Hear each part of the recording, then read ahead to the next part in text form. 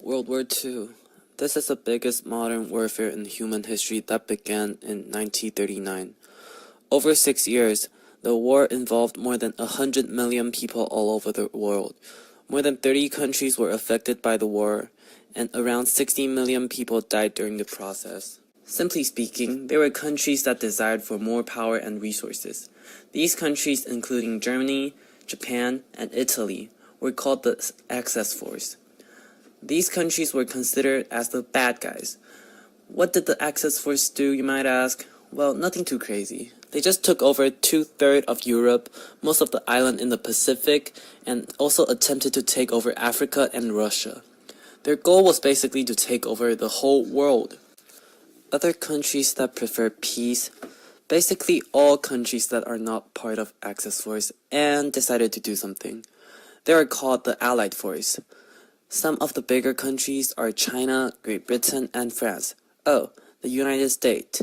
They were also part of the Allied force, and Soviet Union. Long story short, after a lot of fighting, lots and lots of fighting, the Axis force were no match with all the Allied forces combined, and with the atomic bomb that was dropped in Japan, the war was officially over in 1945. But I am not going to focus on how the army won the war. I am going to analyze the state of the bigger countries that were involved in the war. Some basic number we have to look at are the size of their territory, the population, and economic state. When you compare the three numbers for the Axis and Allies, you can see clearly that the Allies had the upper hand in every single category. The Axis force should not be a match with the Allied force. Just to make it easier for you, the Allied force comprised nearly 700 million people, which is 1/3 of the globe's population, and 47.6 million square kilometers of territory. On the other side, Germany, which at the moment is including Austria, Italy, Japan, and other colonial empires of Italy and in Africa and Japan in East Asia. These amounted to 260 million people and a little more than 6 million square kilometers of territory. Thus, the Allies outweighed the Axis by 2.7 to 1 in population and 7.5 to 1 in territory size. Allies of 1938, with their empires, disposed of more than 1,000 billion of real product, compared with the 750 billion for the Axis. GDP-wise, the Allied advantage of 1.4 to 1.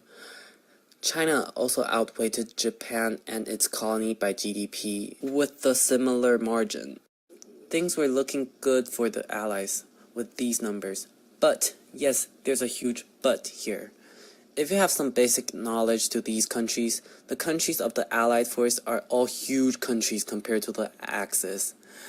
Therefore, the average annual income was less than $1,500 per person, which is half of the Axis force of $2,900. Also, we have to remember that the USSR, or the Soviet Union, wasn't on the Allied side at first. Instead, USSR was an ally with Nazi Germany. USSR was still a member of the Axis force until Germany decided to backstab them and by launching an all-out attack against them on June 22, 1941. So they decided, or half forced, to join the Allies for help. The US did not join the World War until Pearl Harbor, which was their Navy base. It was attacked by the Japanese Air Force in December 1941. So the US decided to declare war against Japan, and Germany soon declared war against US too. Another really important information is, of course, the geography. If you say the US can win a war against Germany, and sure, maybe they do have the ability to do so, but the law of nature does not allow them to teleport all of the US troops to the battleground.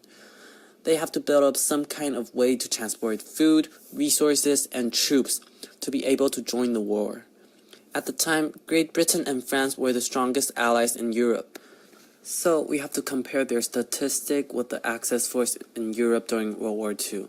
They were only richer in resources, smaller than the Axis force with only half of their population, 60% of their territory, and 70% of their GDP. Before the war, the Great Depression, It started in October 1929, a huge stock market crash in the US, which caused the unemployment rate to reach a new high.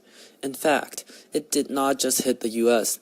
Europe and the rest of the world were also affected by this. Just looking at the national worth for each country, we can see that starting from 1930, there's a great drop to the US economy.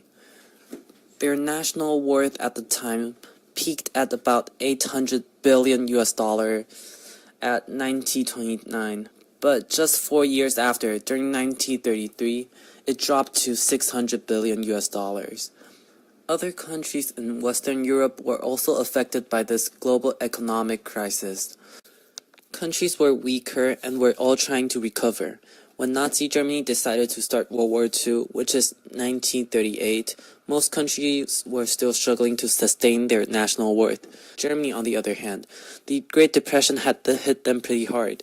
From 1929 to 1932, they have dropped 42 billion US dollars of national worth. But from 1932 to 1938, they have gained 82 billion back, which means that their national worth was at an impressive 342 billion US dollars.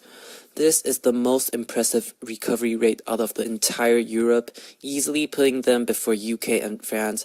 With 342 billion US dollars, they were also the second biggest country at the time, just behind US. France and UK were no match with Nazi Germany, even if they were combined. Then the invasion of Nazi Germany started. With their national worth continuing rising, the world's last hope was for the US to join forces with the Allies. But the US only joined 3 years after the war had started, and finally ending the war 4 years after. What if the US joined the war earlier? The reasons why the US did not join the battle were: the Axis was not harming US. They did not want their soldiers to die on the battlefield. They thought UK and France had everything under control, etc. Or is it something else? Looking at US national worth during 1938, they were at an impressive 800 billion US dollar worth, doubling what Nazi Germany had. Surely, they could have taken out Germany with ease. Here, we have to also calculate both Germany's and US income per head. As we know, it will be a big problem. After doing some math, with Nazi Germany's population at 67 million and 130 million for the US, the US has the upper hand in this category with 6,153 US dollar per person, and Nazi Germany with $5,104 per person. Other than the problem with money, there are more problems with money. In fact, in order for the US to join the fight against Nazi Germany, they have to travel roughly 4,898 miles over sea. Other than joining the battle, they will also have to continue shipping resources to Europe, which put them at a disadvantage, with all the extra bucks US will have to spend just to join the fight. To give you a clearer picture, has spent around 341 billion US dollars for World War II over 4 years, which is even more than Nazi Germany's 272 billion US dollars. And keep in mind, the US was the country that suffered the most from the Great Depression. The national worth of 800 billion during 1938 was actually worse than what they had 9 years ago with 843 billion during 1929. Basically, US did not grow, instead they have become weaker than what they were 9 years ago. And all of this took place right before the war has started. In the end, US was on the winning side of the war. They have also ended the Great Depression, which was a great, if not best, outcome. But if they went to war 3 years, no, 2 years, no. If US went to war just 1 year earlier, it will be a huge risk for the US to join the war, with their economy that unstable. Sure, maybe they had a chance to end the war earlier, but at the same time, they will be risking their nation by joining the battle. If the US joined the war when they were not at their best, which they were clearly not, then if anything went wrong, if Nazi Germany won the war against US will become even weaker. and Nazi Germany will be the unstoppable force that's slowly taking over the world. We have to thank God that that did not happen, and Nazi Germany were stopped.